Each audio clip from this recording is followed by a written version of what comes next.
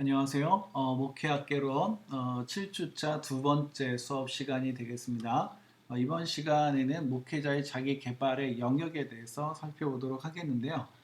지난 시간에 저희가 이 부분에 대해서 일부 언급을 했고, 이제 나머지 부분들에 대해서 함께 이야기를 나눠보려고 합니다. 물론 이제 다 다루려고 하는 것은 아니고요. 네, 그 중에서 우리가 이제 특별히 그 객관적 자기 이해에 기초한 자기 자신과의 화해와 용납을 통한 건강한 자존감 형성, 네, 이 부분을 이제 중심으로 다루어 보려고 합니다. 네, 물론 이제 어쨌든 자기랑 관련된 내용들은 여기서 다 다룬다고 보시면 되겠습니다. 자, 그 자기 자신과의 화해와 용납을 통한 자기 개발이라는 대주제가 있습니다. 결국은 이제 그 자기 개발은 자기 자신과 화해를 해야 되고 또 자기 자신을 용납하는 것을 통해서 가능하다는 것을 전제로 하고 있는 것입니다. 자, 여러분들이 자기를 용납하지 못하면 자기 개발로 갈 수가 없습니다. 그리고 여러분들이 자기 자신과 화해하지 못하면 자기 개발로 갈 수가 없습니다. 무슨 얘기냐면 제가 전 시간에 말씀드린 것처럼 자기를 이해하고 또 자기를 사랑해야 되는 거죠. 다르게 표현하면 자기를 용납하고 자기와 화해를 해야 된다라고 보시면 되겠습니다. 자, 일단 객관적 자기 이해에 기초한 건강한 자존감 형성이 필요하다는 주제로 처음 이야기를 하게 되는데요. 그 하나님으로부터 인정받은 목회 지도자들의 삶에 대해서 교과서에서 소개를 해주고 있는데 세 가지로 설계를 해주고 있습니다. 첫 번째가 뭐냐면 과도하게 자신을 비하하지도 그렇다고 과도하게 자신을 과대평가하지도 않는 사람들이 하나님으로부터 인정받는 분들의 삶이었다라고 소개를 해주고 있습니다. 자, 하나님께 인정받는 사람들은 자신을 비하하지도 않고 또 자기를 과대평가하지도 않습니다. 자, 여러분들은 현재 자기 자신을 어떻게 평가하고 있습니까? 비하하고 있나요? 평가절하하고 있나요? 아니면 과대평가하고 있나요? 어느 쪽일까요? 그 신학을 하려고 오시는 분들은 자기 비하나 아니면 과대평가나 이렇게 양쪽으로 이렇게 치우치는 분들이 이렇게 종종 있습니다.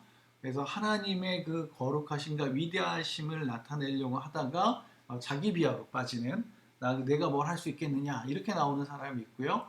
그 다음에 또 자기가 하나님의 종이고 하나님의 사람이고 뭐 이런 걸 강조하다 보니까 과대평가하는 사람들도 존재하게 됩니다.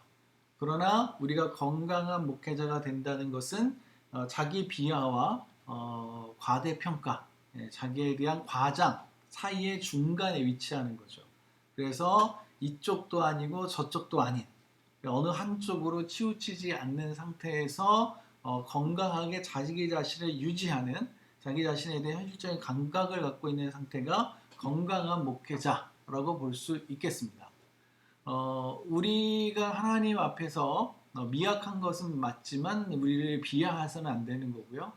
우리가 하나님 앞에서 굉장히 사랑받는 사람인 건 맞지만 그렇다고 과대평가해서도 안 되는 거죠. 두 번째, 정확하게 자신의 현재 모습을 알고 있고 거기서부터 하나님의 도우심과 은혜를 구하며 하나님의 일을 성취했다는 거죠. 하나님으로부터 인정받는 목회자들은. 중요한 것은 현재 자신의 모습을 정확하게 알고 있다는 겁니다. 현재 자신의 모습을. 그래서 평가절하하지도 않고 과대평가하지도 않는 있는 그대로의 자기의 모습을 알고 있는 사람들이 하나님께 인정을 받았다는 거죠. 물론 이제 꼭 그러냐에 대해서 이제 여전히 물음표가 남아 있는 건 사실입니다. 모세 같은 경우는 하나님께 인정받았음이 분명한데 부르심의 모습을 보면 자기를 굉장히 비하하고 있는 평가절하하고 있는 모습을 우리가 보게 되거든요. 그래서 어쨌든 우리의 모습을 정확하게 알고 있는 것이 도움이 되고요. 또 거기서부터 하나님의 도우심과 은혜를 구하며 하나님의 일을 성취하는 거죠. 내가 잘하고 못하고 잘났고 못났고 어쨌든 내 상태가 어떠한지를 정확히 알아야 거기서부터 시작하는 거라 이겁니다. 그래서 겸손해져야 될 부분은 겸손해지고 또 하나님의 도우심이 필요한 부분은 이제 도우심을 구하는.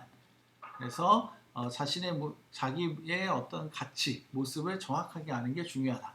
그다음에 세 번째, 하나님으로부터 인정받는 목회 지도자들은 자신의 건강하지 못한 자아나 자아상이 목회자로서의 삶의 장애가 되도록 내버려 두지 않았다는 겁니다.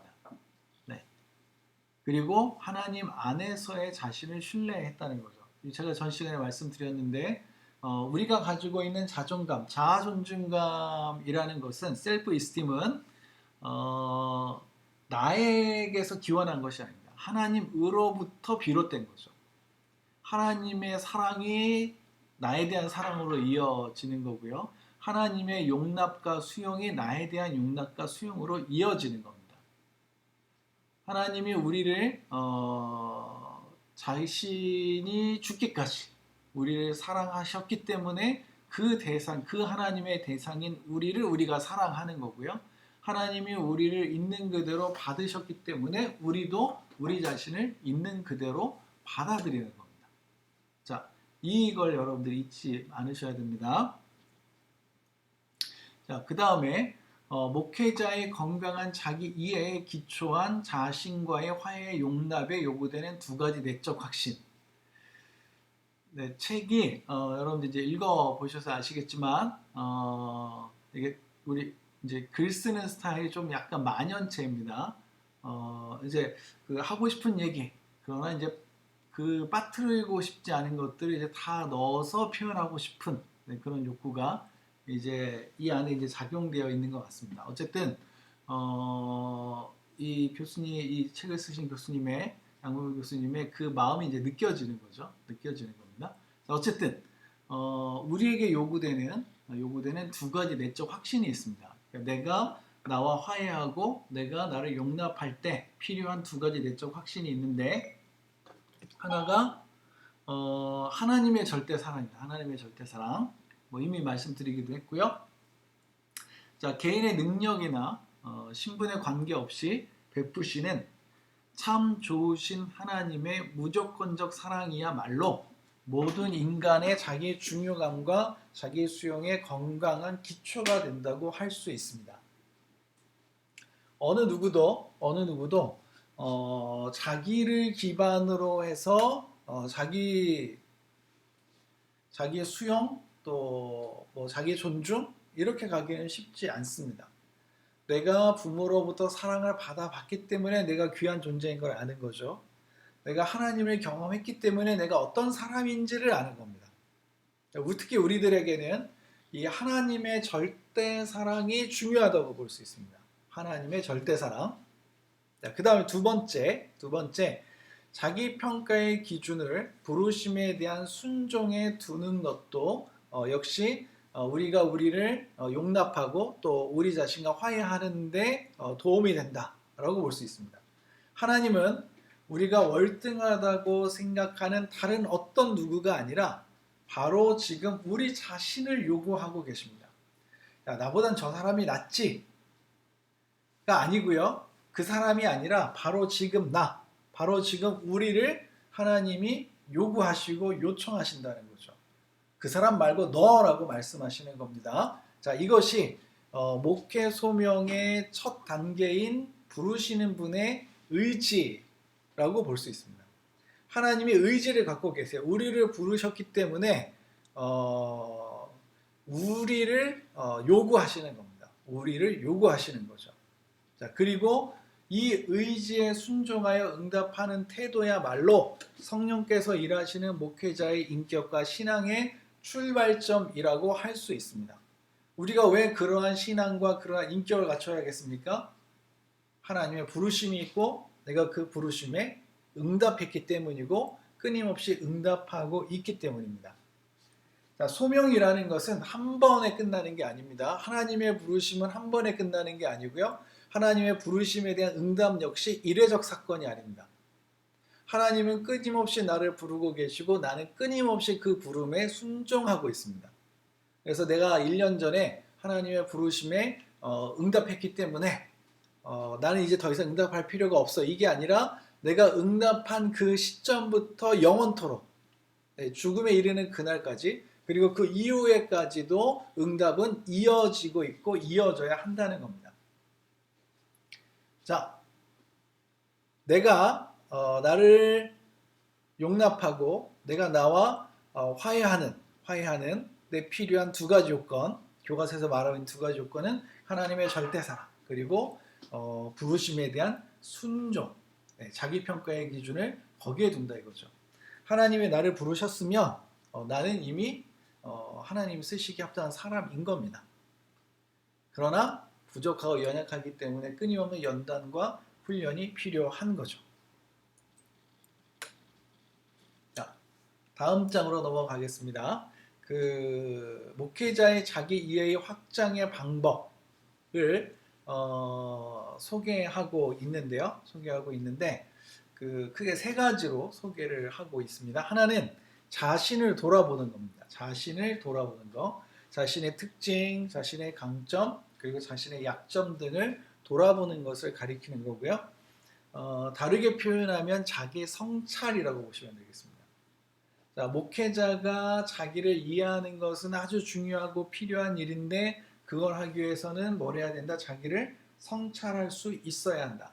제가 전 시간에 표현한 대로라면 자기를 뭐 할 수 있어야 된다? 자기를 타자화시킬 수 있어야 한다. 자기를 타자화시켜서 자기의 그 사람의 특징과 강점과 약점 등을 살펴보는 거죠.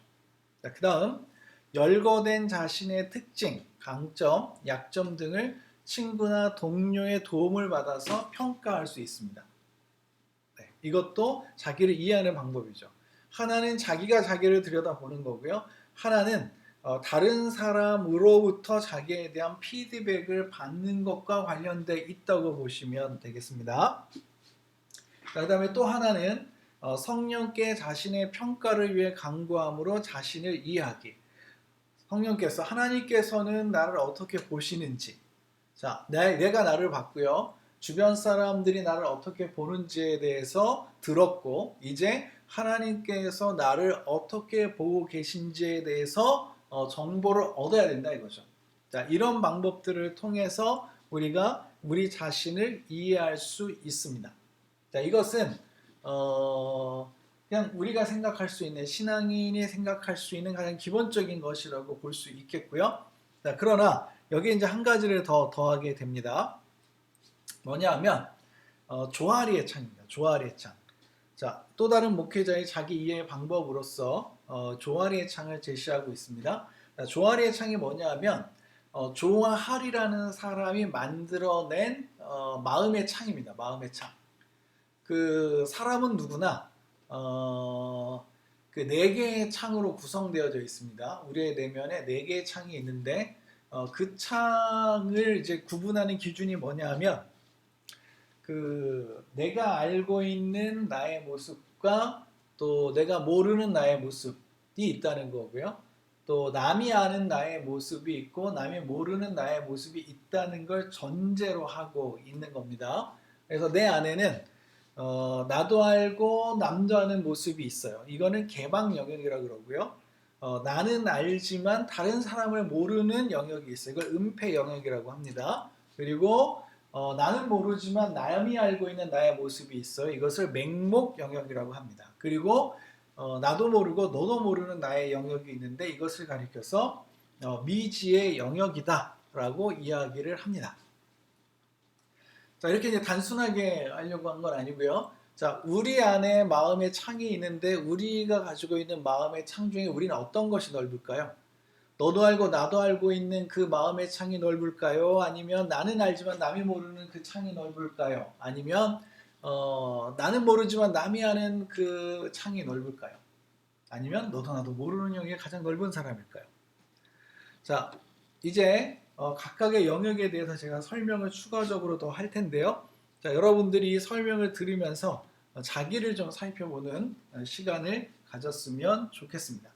자, 첫 번째는 개방 영역입니다. 개방 영역. 자, 이것은 나도 알고 너도 아는 네, 그런 영역이죠.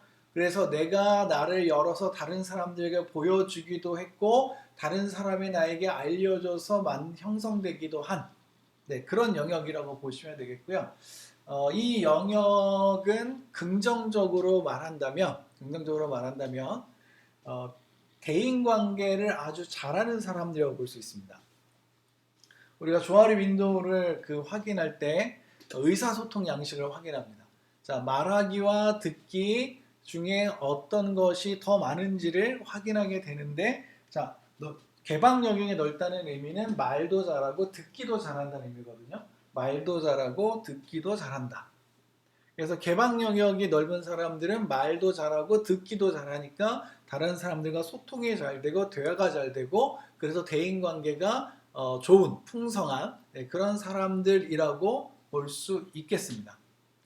근데 이 사람들의 경우는 듣고 말하기가 잘 되다 보니까 말이 너무 많아질 수 있습니다. 그리고 그러다 보니까 실언을 할 가능성도 생겨나게 되겠죠. 그래서 존 브래드쇼라는 사람은 이 영역을 어떻게 표현했냐면 비밀이 없는 그런 영역으로 표현을 했습니다. 비밀이 없는. 그래서 굳이 숨기는 게 없는 사람들인 거죠. 대인관계는 좋지만 이 영역에 있는 사람들과 대화를 하다 보면 이 사람들이 하지 말아야 될 얘기까지 할 가능성이 높아집니다. 쉽게 표현하면 내가 개방 영역이 제일 넓다 그러면 비밀을 간직하기가 어려운 사람일 수도 있겠거니라고 생각하시면 됩니다. 사회적으로는 성공할 수 있습니다. 자기가 원하는 것을 자기가 목표로 한 것을 성취할 수 있는 사람들이다 라고 보시면 되겠고요. 그 다음에 은폐 영역이 있습니다. 자, 이 영역에 있는 사람들은 듣기는 잘하는데 말을 잘 안 하는 사람들이에요. 듣기는 잘하는데 말은 잘 하지 않는 사람들이라고 보시면 됩니다. 그래서 듣기는 잘하고 말을 잘 하지 않다 보니까 자기 자신이 드러나지를 않아요. 그래서 존 브래드쇼는 이 사람들을 가리켜서 남이 알면 안 되는 비밀이 많은 사람들이라고 칭했습니다. 그래서 은폐의 영역이 내가 넓다 그러면 남이 알면 안 되는, 다르게 표현하면 내가 숨기는 나의 모습이 많은 사람이겠거니 라고 생각하시면 되겠습니다. 자기를 드러내지 않고 숨기고 있는 사람들이라고 볼 수 있겠고요. 자, 이 은폐 영역이 넓은 사람들은 태도 면에서는 자기의 부정적일 가능성이 높습니다. 자기를 비하하거나 스스로 위축되어 있거나 열등감을 가지고 있거나 이럴 가능성이 높은 사람들이 은폐 영역에 있는 사람들이고요. 자, 그 다음에 이제 맹목 영역이 있는데, 맹목 영역은 뭐냐면, 은폐 영역은 이렇게 듣기를 잘하는 사람들 말씀드렸고, 그 다음에 맹목 영역은 어떤 사람들이냐면 남은 알고 있는데 나는 모르는 내 모습이 넓은 사람들이에요. 그 영역이 큰 사람들이에요. 나는 나에 대해서 모르고 있는데 다른 사람은 알고 있는 영역, 그 영역이 큰 사람들을 가리키는 것이고요. 이 사람들의 경우는 자기 주장적일 가능성이 높습니다. 듣지는 않고 자기 말만 할 가능성이 높은 사람들이 맹목 영역의 사람들이다 라고 보시면 되겠고요. 존 브래드쇼는 이 사람들을 가리켜서 자기가 알면 안 되는 비밀이 많은 사람들이라고 칭했습니다. 그래서 이 사람들은 다른 사람들이 자기에 대해서 뭐라고 말을 하면 피드백을 주면 그걸 수용하는 게 아니라 과민 반응 또는 과잉 반응을 하는 경향이 이 사람들에게 나타나고 있습니다. 일단 자기 주장적이다 보니까 남의 얘기를 안 듣게 되고요. 그래서 자기는 다 공개가 되고 있지만 정작 자기가 어떤 사람인지는 자기가 모르고 있을 수 있는, 이 사람들은 대인관계에서 주로 가해자 내지는 박해자 역할을 할 가능성이 높고 심리적인 투사를 할 가능성이 높은 사람들이라고 볼 수 있겠고요. 자, 마지막으로 이제 미지의 영역이 있는데, 이 사람들은 너도 모르고 나도 모르는 그 영역이 가장 큰 사람들이죠. 도통할 수가 없는 거죠. 자기도 자기를 모르겠고 남도 자기를 모르고 있는 이 사람들은 의사소통을 하지 않습니다. 듣지도 않고 말하지도 않고, 하더라도 조금만 하고. 이게 이 사람들의 기본적인 특징이고요. 이 사람은 너도 모르고 나도 모르는 그런 비밀이 많은 사람, 무한한 가능성을 가지고 있는 모든 무한한 것, 잠재되어 있는 것이 아주 많은 사람들이라고 볼 수 있는데요. 거기에는 긍정적인 것도 있고 부정적인 것도 있습니다. 그래서 긍정적이라 함은 자기 안에 그 무한한 긍정성들이 존재하고 그 자원들이 있다는 거죠. 부정적이라 함은 의식에서 억압한 수많은 그 나쁜 기억들, 추억들 이런 것들 또 부정적인 요소들이 그 안에 있을 수 있습니다. 그래서 미지의 영역에 있는 사람들은 자기를 좀 탐구해야겠죠. 자기 안에 있는 긍정과 부정들을 찾아내서 긍정은 더 개발하고 살리고 부정은 잘 조절할 수 있도록 해소할 수 있도록 하는 것이 필요하겠다라고 말할 수 있겠습니다. 그래서 조아리 윈도우에서는 이제 개방 영역을 넓히는 게 더 건강하다고 보고요. 그러기 위해서 자기 고백, 그러니까 말하라 이거죠. 자기에 대해서 말하라 이거고 다른 사람의 피드백을 받아들여라 이겁니다. 받아들여라 이겁니다. 그리고 자기를 계속해서 끊임없이 관찰해봐라. 관찰해봐라. 자, 이런 조언들을 통해서 좀 더 개방력이 넓은 사람이 되면 더 좋겠다라고 말하는데 개방력 역시 지나친 것은 좋지 않다라고 말씀드릴 수 있겠습니다. 자, 자기 자신과의 화해와 용납을 통한 자기 개발 과제로서 생득적 요소와 후천적 요소가 있다라고 말할 수 있는데 그것에 대해서 잠시 살펴보도록 하겠습니다. 자, 생득적 요소가 뭐냐면 생득적 요소는 태어날 때 자신에게 주어지는 것을 가리켜줍니다. 후천적 요소는 뭐냐면 태어난 후 상호작용을 통해서 형성된 것을 가리키는 겁니다. 성격을 말할 때도 선천적인 거, 가지고 태어나는 거, 후천적인 거, 태어나서 주변과의 상호작용을 통해서 형성된 것, 이렇게 이제 이야기하는데요. 그 중요한 타자와 관계를 통해서 형성되는 것을 후천적이다라고 이제 책에서는 언급을 하고 있습니다. 자, 생득적 후천적 요소와 관련된 자기 자신과의 화해와 용납의 재구조와 과정을 소개하고 있는데요. 자, 먼저 인생은 뭐다? 하나님과 우리 자신의 공동 저작 이야기다라는 겁니다. 그래서 우리 인생이라는 것은 하나님이 주신 선천성과 내가 살아가는 후천성이 연결되어서 형성되는 이야기입니다. 공동 저작이라는 표현을 썼고요. 자, 그 다음에 그 나의 인생은 이제 그 여러 가지 해석이 부여됩니다. 여러 가지 해석이 부여되는데, 자, 그 해석은 주체적 해석인가? 아니면 무의식적으로 타인이 만든 해석을 그대로 가져온 것인가에 대해서 질문해 볼 수 있겠습니다. 자, 내가 나에 대해서 가지고 있는 해석이 있습니다. 내 경험에 대한 해석이 있어요. 자, 그것은 내가 주체적으로 해석한 겁니까? 아니면 남이 해준 해석을 가지고 살아가고 있는 겁니까? 똑같은 사건이지만 보는 이에 따라서 다를 수 있죠. 그죠? 자, 세 번째, 과거 경험 해석 변화를 위한 재구조화 과정이라고 했는데 이 과정은 159쪽을 보시면 상세하게 설명이 나와 있습니다. 자, 여기서 하고 싶은 건 뭐냐면 자, 주체적 해석이거나 아니면 타인이 만든 해석을 내가 그대로 가져왔거나 이렇게 질문해 볼 필요가 있습니다. 그 해석이 과연 정당한 것인가, 제대로 된 것인가, 또는 다르게 생각할 수는 없을 것인가. 이런 과정을 통해서 기존의 해석에 대해서 도전하고 또 새로운 해석을 향해서 나아가게 되는데 그것을 재구조화라고 합니다. 자, 지속적 재구조화를 통한 목회자의 자기 개발 이라고 나와 있는데요.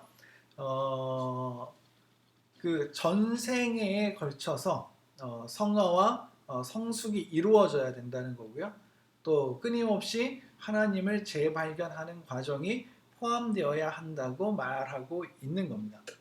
자, 우리의 인생에 대한 수많은 해석이 존재하는데 그 해석은 또한 끊임없이 바뀌어 갈 수 있는 것이고 바꿀 수 있는 것입니다. 과거를 바꿀 수는 없지만 과거에 대한 해석을 바꿀 수는 있습니다.